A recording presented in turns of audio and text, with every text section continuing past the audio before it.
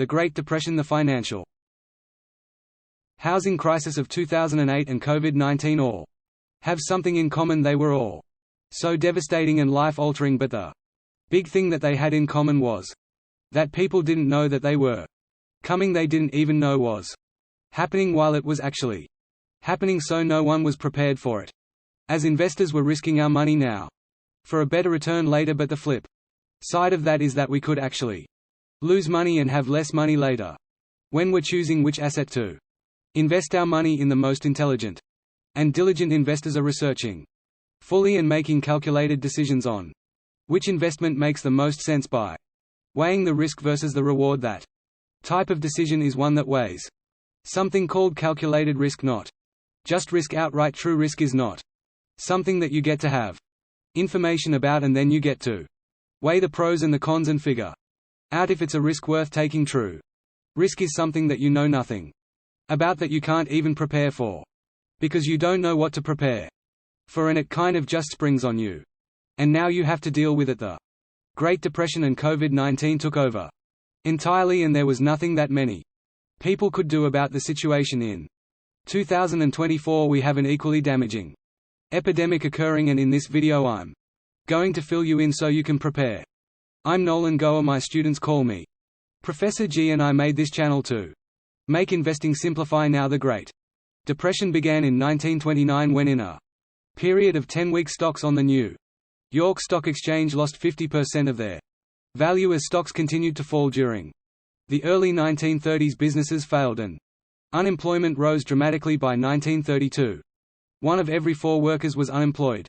Banks failed and life savings were lost, leaving many Americans hopeless. The biggest issue here was that they didn't know they were in the start of the Great Depression that would last more than a decade, beginning in 1929 and ending during World War II in 1941. So true risk is something negative and that you don't see coming. Harry Houdini was known in all the world as one of, if not the best, escape artist by being able to escape the craziest things, like being put in a straitjacket and being hung upside down, and also being locked in cages or trunks and finding a way out. He used to also invite the strongest man in the audience to come on stage and punch him in the stomach to show that he could withstand any punch. Well, one day Houdini was set to give a speech at a university, and he was meeting with some of those students beforehand. One of the students really liked that trick and asked Houdini if he could punch him in the stomach. Houdini said yes, and right away the student started punching him in the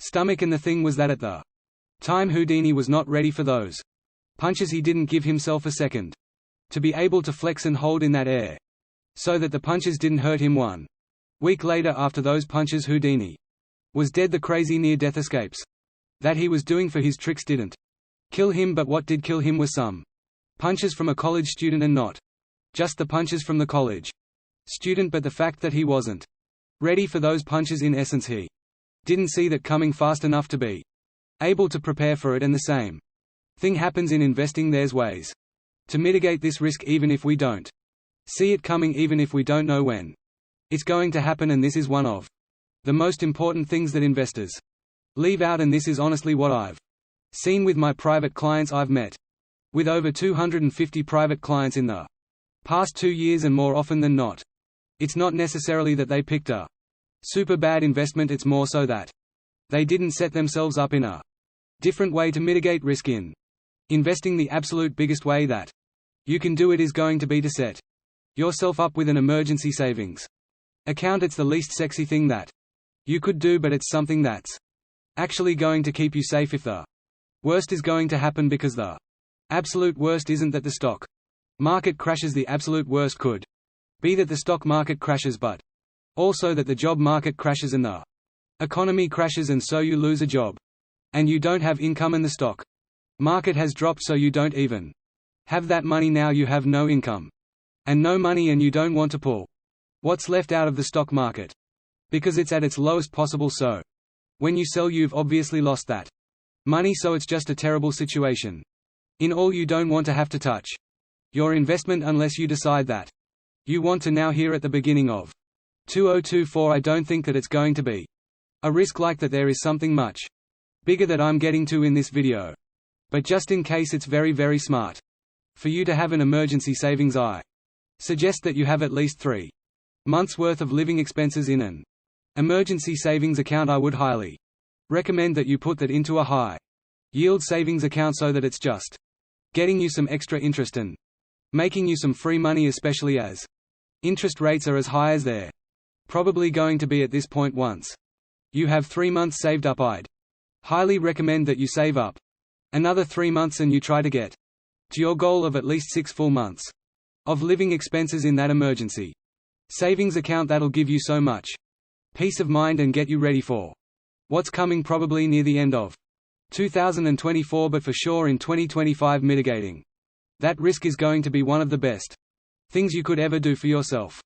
But like I said, I don't think that's the biggest risk in 2024. To understand the biggest risk that we're facing right now in 2024, we need to go back to an era of 1950, after pulling thousands of Americans on which is the best era in all of history that they would want to go back and live in, but overwhelming majority picked the 1950s. In the book Same as Ever by Morgan Hell, he writes about the 1950s